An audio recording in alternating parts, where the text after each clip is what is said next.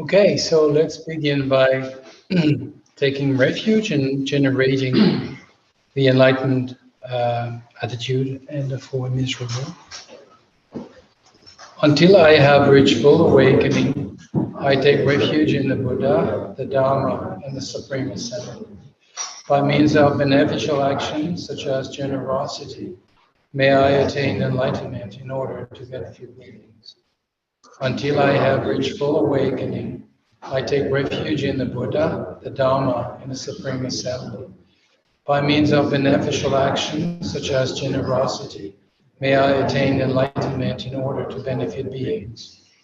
Until I have reached full awakening, I take refuge in the Buddha, the Dharma, and the Supreme Assembly.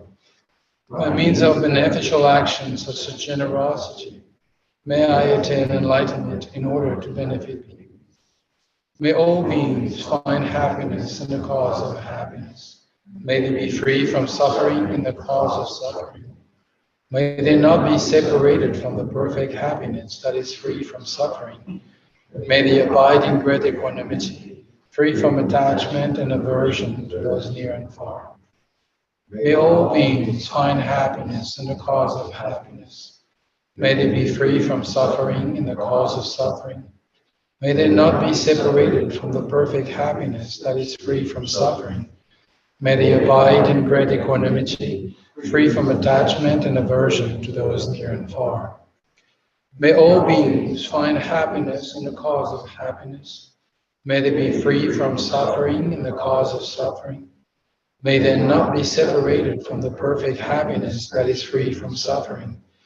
May they abide in great equanimity, free from attachment and aversion to those near and far.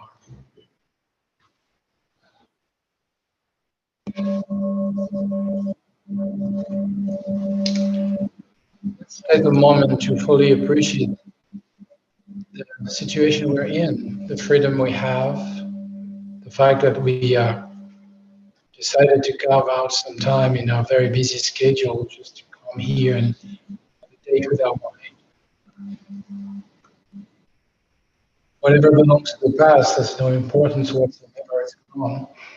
Whatever belongs to the future is a project, so leave it on hold for now. And whatever happens now is just an opportunity to come to know your mind better. What's important, but not that important. Okay. I really appreciate your freedom indeed.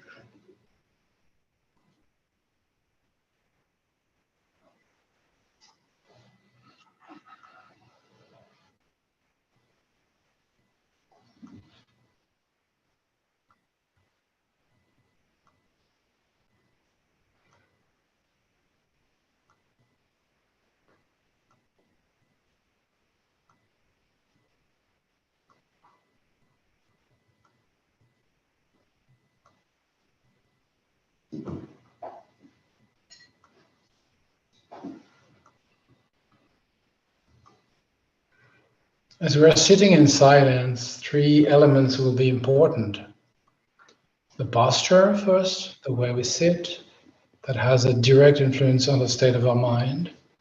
The breath, as a good friend that supports life, offers us a reference point to which we can come back when we're drifting. And the state of our mind, it's creative mind. First, the posture. We sense the contact with the ground, whether we sit on the floor, on a chair. We sense the stability, and we have a moment of gratitude for generosity of the earth that offers us this beautiful stability. Our hands can be resting palm down, flat on our thighs, or in the meditation gesture, the right hand in the left, both resting in the lap. Our shoulders are slightly outstretched, and that helps to have a straight spine, so it's not the back is not caving. And as we do so, we may sense a certain tension in our belly as we breathe in and out, like drop. Just very, very kindly, gently let it until we sense the center of gravity of our body, which is slightly below the navel. When we have this posture, we feel stable, but not stiff, flexible, like the trunk of a large tree. The chin is slightly tucked in, the mouth is relaxed, so are the teeth, and the tongue is lightly touching the palate, just resting just behind the teeth. Our gaze is directed straight forward, straight ahead, in a soft and open vision of what is in front of us. Eyes half closed, or if we find it more comfortable, we can also close our eyes. That will be for the body. Now and then during the meditation, we can come back to the posture and do sort of like a quick scan to make sure that we are still sitting properly. Now for the breath is coming in a very natural manner. We don't need to change it, we don't need to alter it. We just notice it. And then that could be a very good place to be. We have a very busy mind. We are easily captured by our thoughts. The breath is a good place to come back always. You know, it's like when you have worries, go back to the river and sit there. Just let your mind rest with the flow of the water. We do the same with breath. It comes and it goes. Very soothing, peaceful. That would be for the breath. And now for the mind. Thoughts and sense perception will arise. There is no question about it. There is no need to suppress them or even try to suppress them.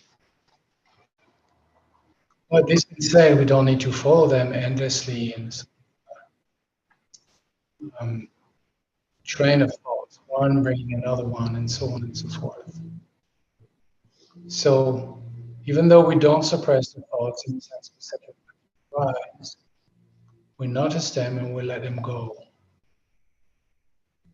After a while, we realize that actually we didn't let go of them, but they sort of like proliferated and created a train of thoughts. As soon as we become aware of this, we simply disengage. Come back by the river of your breath for a while, just movement of the breath. Find the peace, find the space, the moments maybe you had experienced for a brief moment before, and just gently abide there.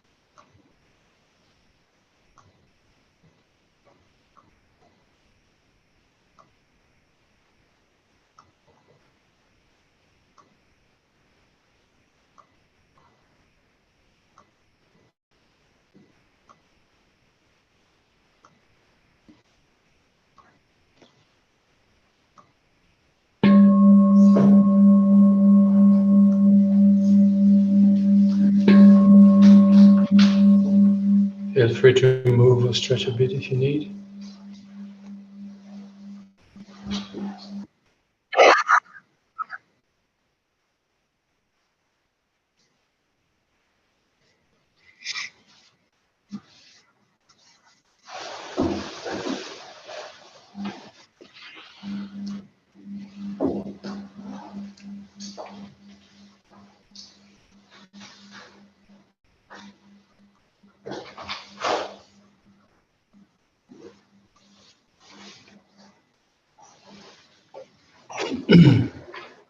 The first stages of meditation are really aimed at finding peace.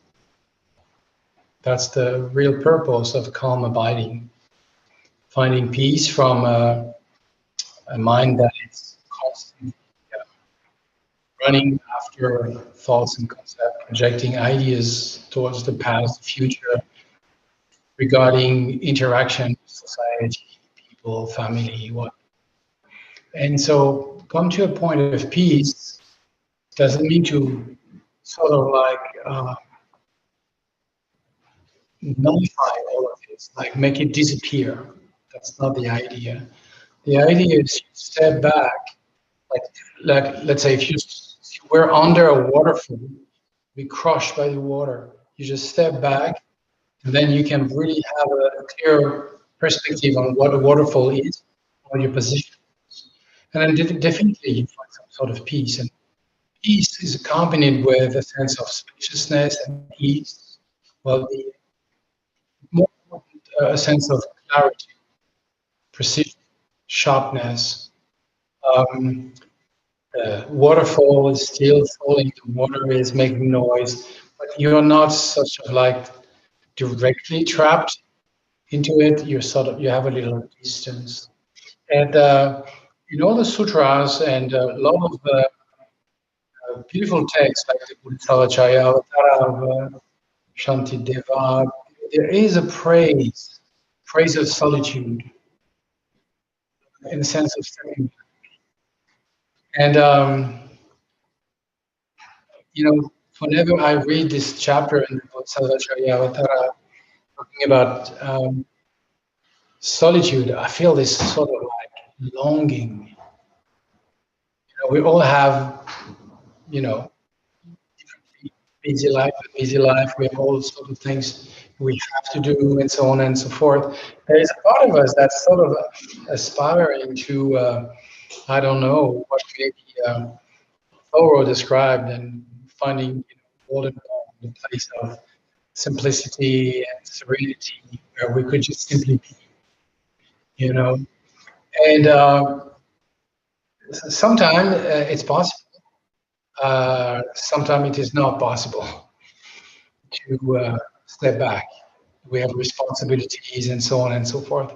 But in any case, it's a very interesting project to try to simplify one's life to the point that we can really, that's what I call casting off the mooring.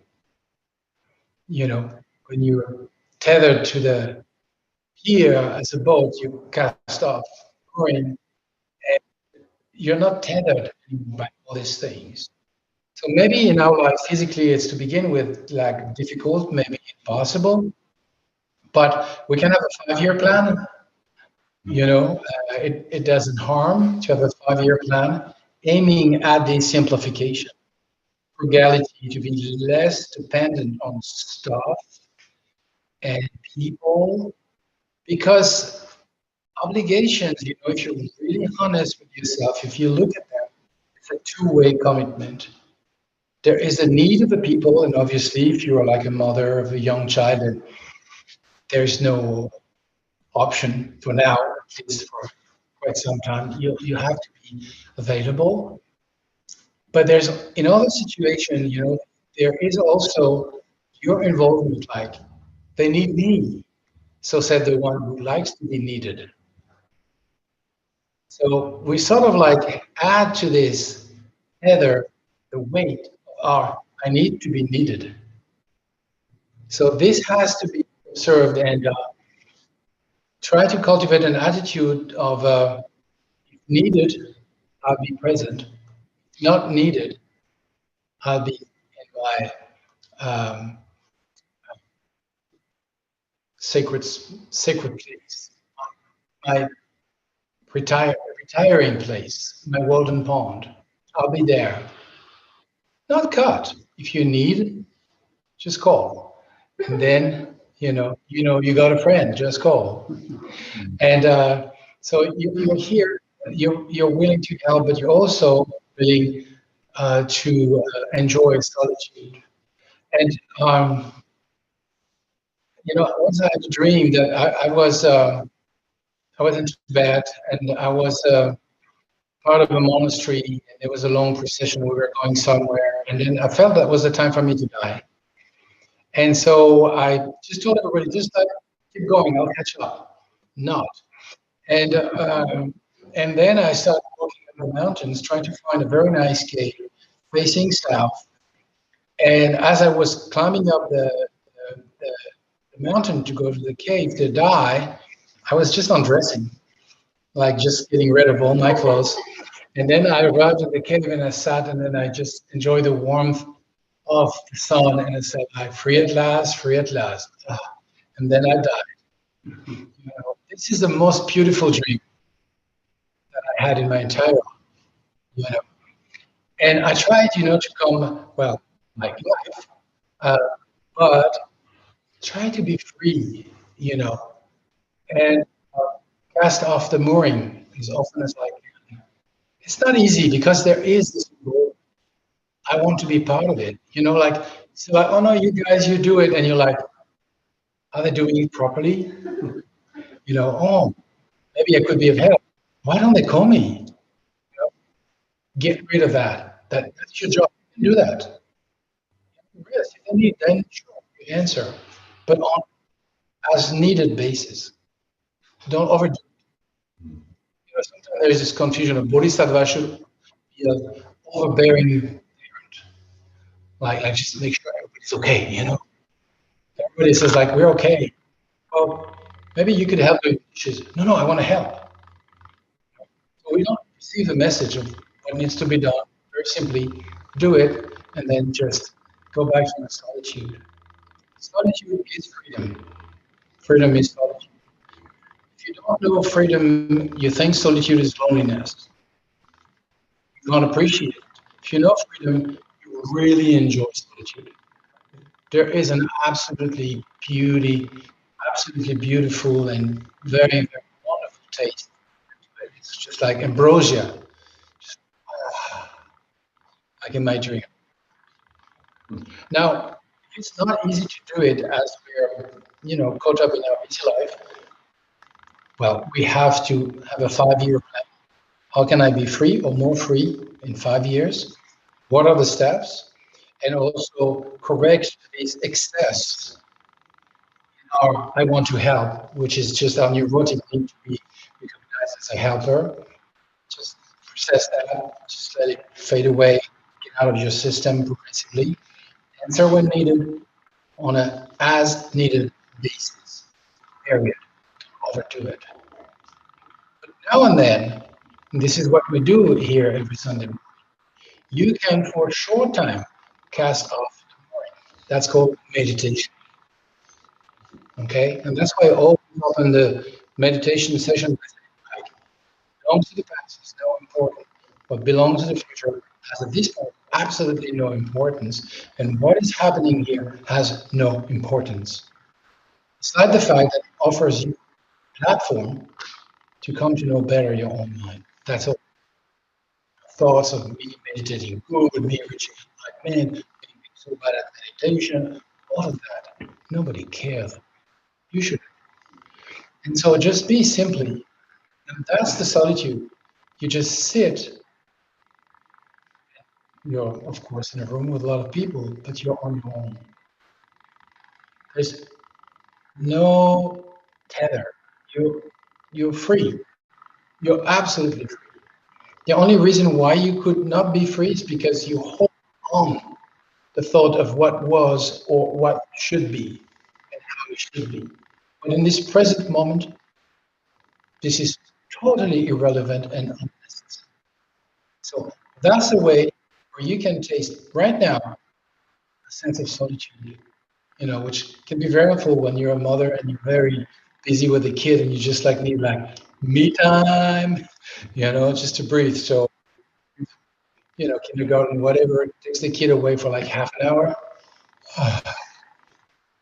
And you're just like, oh, of course, it's like, oh, I should use this to do the laundry and clean the house and whatever. Like, maybe not, you know, it's a lively house because there are kids, so it's a mess. It's understood. Everybody with kids know that. Everybody who does not have kids but have watched that knows that.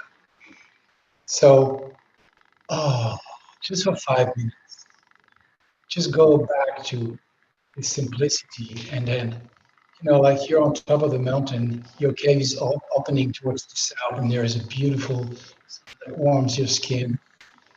You have no particular business in your mind. Ah, that's peace. And that peace will bring um, clarity. Clarity will bring discernment. Discernment will bring you freedom from all your complication.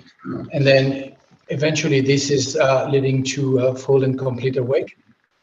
Start with peace. It start with enjoying this little moment of, you might call it me time, it doesn't matter.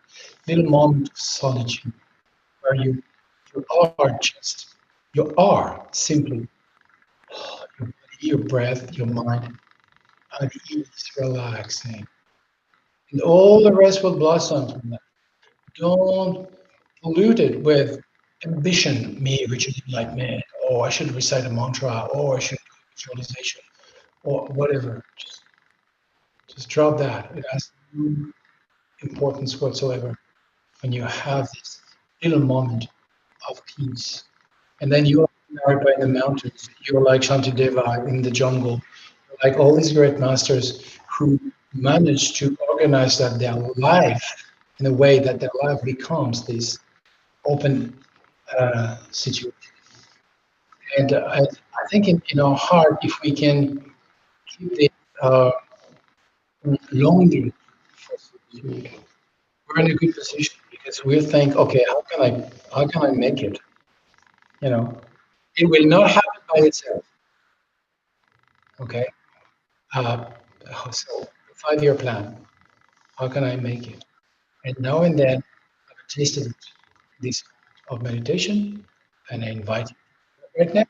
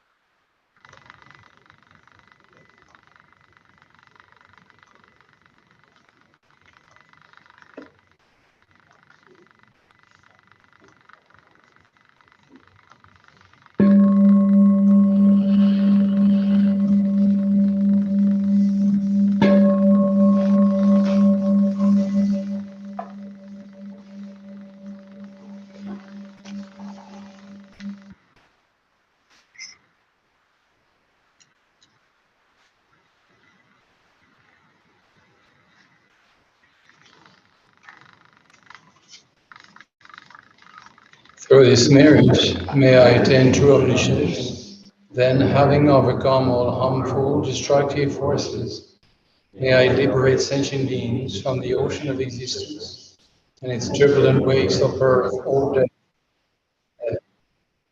May the most precious mind of awakening has not yet now arise. Reason may it never decline. May it continue to increase evermore. Thank you all very much. Thank you, friends from over the rainbow. Be well and see you next time. Bye.